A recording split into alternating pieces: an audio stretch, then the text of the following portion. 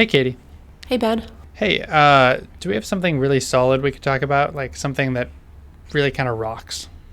Solid like a rock. Is that the pun you're going for? I've been trying to think of a good pun for. I mean, you can attest. You've been sitting on the line waiting for me, and I just can't think of a good thing. But rock. That's what we're going to talk about. ROC curves. Yes, you are listening to Linear Digressions. So ROC curves have nothing to do with actual rocks. No, ROC is actually ROC. It's an acronym, and the story of the acronym I think is worth telling, and it actually explains what a ROC curve is if this is something that you're not familiar with. So the idea of a ROC curve is it's a way that you can assess how good a predictive model is for making, especially, that's my dog, how good a model is for making, especially like binary predictions. Like think of a binary classifier is the classic example that I'm going to use here. Right. So your algorithm's going through, and it's maybe looking at this and that and the other. And for each one of these things, its output is 1 or 0, true or false, yes or no. Not somewhere in between, not like, kind of in between. It's going to be one or the other. Right. Although we're going to come back to this kind of in between here in a minute. But so the idea is we have this classifier. It's making predictions, and each time it predicts, let's say a 1, we'll call that the case a positive example, a positive prediction. And each time it predicts a 0, we'll say that's a negative. But a really interesting question, in my opinion, is how do we decide sort of like where the cutoff point is between 1s and 0s? And so let me tell you where this metric comes from as an illustration of this point. So ROC stands for receiver operator characteristic, I believe. And this actually... That's catchy. Yeah, I know, right? So receiver operator characteristic, what on earth is that talking about? Receiver operator characteristic. Yeah, that's what I usually see it as, yeah. The operator of a receiver? It is. It's a characteristic that describes the operator of a receiver. In this particular case, the receiver was actually a person. It's not a computer program or an algorithm. So imagine the scenario is World War II, because it was. And the situation is that you are running radar scans of the sky for military purposes. Mm-hmm. So there are planes that are potentially, coming your way from the enemy. There's also things like flocks of birds and random noise. Right. And so a great way of doing signal processing back in that day was to put a bunch of humans in front of these displays and say, hey, look for patterns. Exactly, yeah. So you have all these radar stations that are running. They're giving some output to a screen. You stick a person in front of the screen, and that person's job is basically to say, for every time there's a blip that comes up, is this an enemy plane or is this a flock of geese? And That's a heck of a job. Yeah. So these are the receiver operators, or these people who sit in front of the screens. For some people are kind of nervous, and they're a little bit trigger happy in the sense that every time they see a blip of any size whatsoever, of any shape whatsoever, they say enemy aircraft. Hey, might be a plane. Right. And so for these people, we would say that like the threshold at which they flag something is very, very low. And so what that means is that every time there's an enemy plane, they're doing a really good job where every time there's an enemy plane, they're flagging it. Yeah, they always get the enemy planes because they're also getting all the tiny things too. Because they're just flagging everything. So this is one extreme. So you get all the enemy planes, and on the one hand, that's really great. On the other hand, there's sort of all this noise that gets mixed in with their predictions because they also have a very high false positive rate. So there's a high probability when they flag something as being potentially an airplane that it's not, and we'll call that a false positive. Right. So false positive is, hey, I see something. Oh, wait, I was wrong. Right. And then would you call it a true positive? So a true positive is when you actually flag something and then it turns out to be... And you're right. And it turns out to actually be an airplane. Right. So you want true positives because that's you being successful, basically, in identifying the enemy plane or whatever it is. And then you've also got the true negatives and false negatives. Well, so we actually ignore those for the purposes okay. Yeah, so in this case, like a negative isn't really that interesting because it's like the absence of saying yeah, something. it's kind of like the null case. So this is one of the like biases that ROC curves have, is they're kind of treating positives as being special with respect to negatives, but that's okay because a lot of times, you're more interested in one of the classes than in the other one. Right. So in this example, if I just totally miss an enemy aircraft, that doesn't count in my ROC score. That would be that would be a false negative. And I think that a ROC score would not be that would not be a great metric for trying to assess how often that happens. Okay. So true positives, false positives. True positive, false positives. And so you can have the people who just flag everything. So they have a very high true positive rate. They also have a very high false positive rate.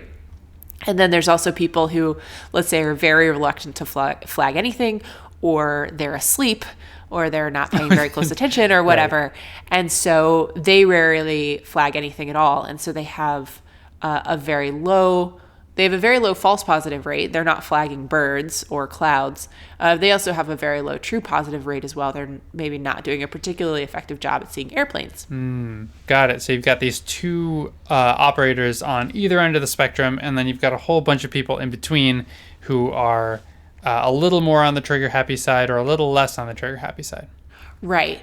And so the idea is that you can actually sketch out kind of if you have a chance to take enough data, for every possible threshold of where a person might be, so sort of how trigger happy they are, how much they see, things that may or may not be there, that you can find data for sort of each of the points along that spectrum, or for enough of the points that you can, do some like interpolation or something, and you can make a smooth curve that goes between sort of these two extremes that we've just talked about. If you have not particularly effective receiver operators, then what defines an ineffective receiver operator in this context is that they're not doing any better than random guessing at what's actually an airplane versus what's a flock of birds. Because let's suppose, for the purposes here of the example, and in real life also, that there's maybe some small hints in like the shape or the speed or other characteristics of the object that they were looking at. So it's realistic to think that a very good receiver operator would be able to tell the difference between an airplane and a flock of birds, and would be more likely to flag an airplane than they were to flag a flock of birds. Interesting. So I'm kind of picturing this graph in my head that represents this, where you've got, along the two axes, along X and Y, you've got your false positive and you've got your true positive. Yeah.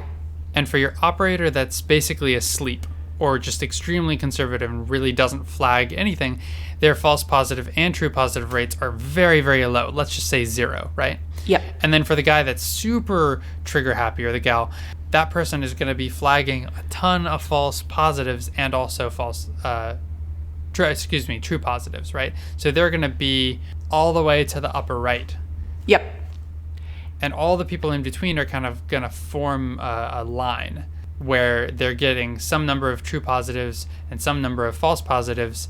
And if it's random guessing, then I imagine that line would be basically straight. Like if you say random guessing is the same number of true positives as false positives. Yeah, that's right. So if there's somebody who's just sitting there flipping a coin and using that to decide what to flag and what not to flag, then the ROC curve that you're going to trace out with a bunch of people like that is just going to fall along that diagonal that connects the points 0, 0 to 1, 1.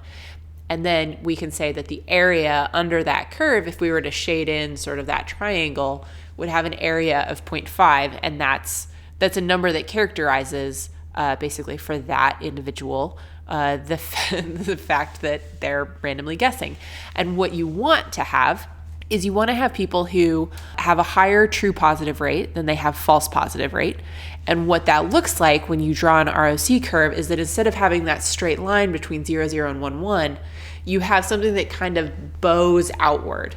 And the further outward it bows, the more you have people making more good guesses, more true positives than they are false positives. There's like a bigger and bigger differential between those two rates.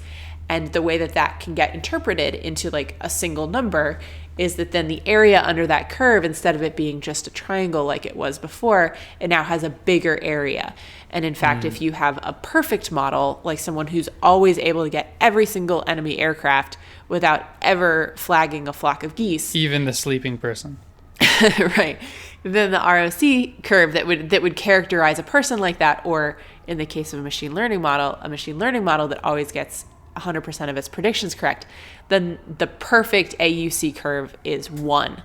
And so AUC stands for area under the curve. So the perfect AUC is 1, random guessing is 0.5, and then in between those two, depending on what the area under that curve is, the closer that it is to 1, the better the model is doing.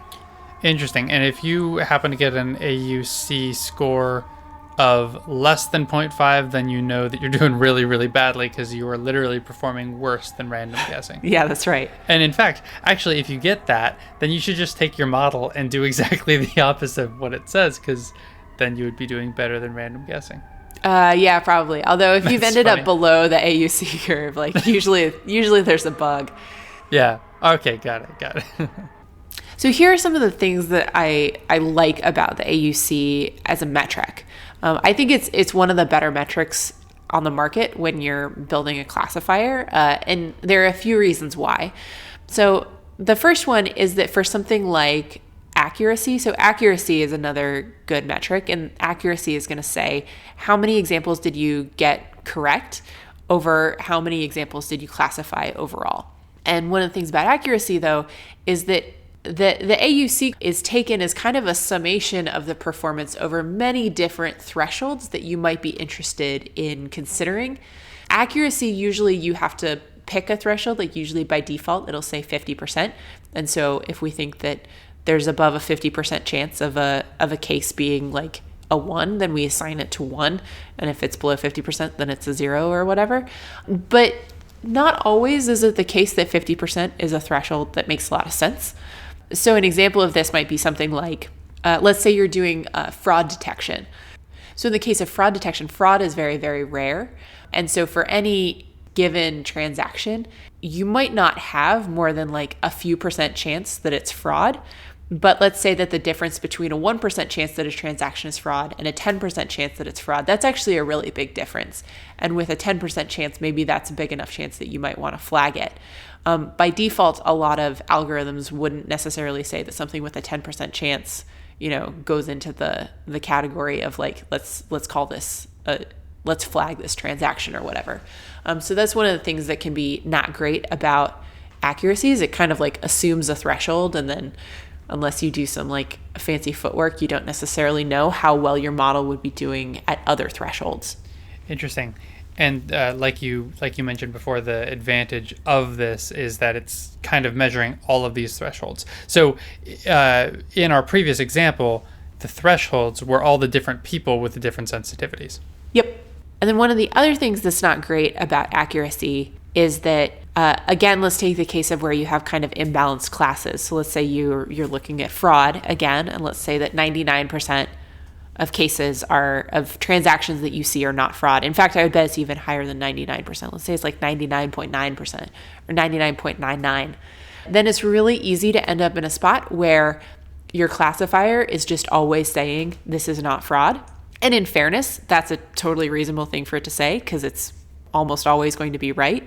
The thing about it, though, is that then it's really easy to look. So imagine your classifier is really not doing any thinking. It's just always saying not fraud, not fraud, not fraud. And then you say like, okay, well, what's the accuracy of a model that's making just constant predictions of not fraud? Well, the accuracy of that model now is going to be like 99.999%, which is going to make you feel like you've just accomplished something really amazing, but you really haven't. So that's one of the other things that the AUC, like the AUC curve, will tell you a little bit more faithfully in cases like that there's a model that you've built that isn't really doing anything that's particularly intelligent. The AUC curve for that model won't look particularly good, but even if the accuracy looks like it's amazing.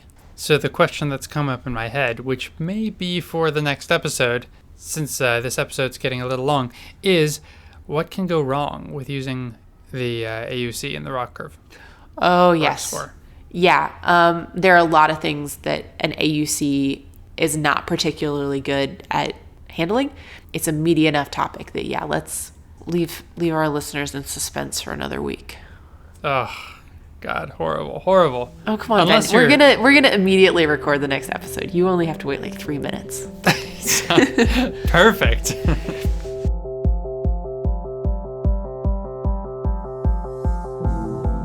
Linear Digressions is a Creative Commons endeavor, which means you can share or use it any way you like. Just tell them we said hi. To find out more about this or any other episode of Linear Digressions, go to lineardigressions.com. And if you like this podcast, go ahead and leave us a review on iTunes so other people get to listen to this content too. You can always get in touch with either of us. Our emails are ben@lineardigressions.com and katie@lineardigressions.com in case you have comments or suggestions for future shows. You can tweet us at lindigressions. Thank you for joining us, and we'll see you next time.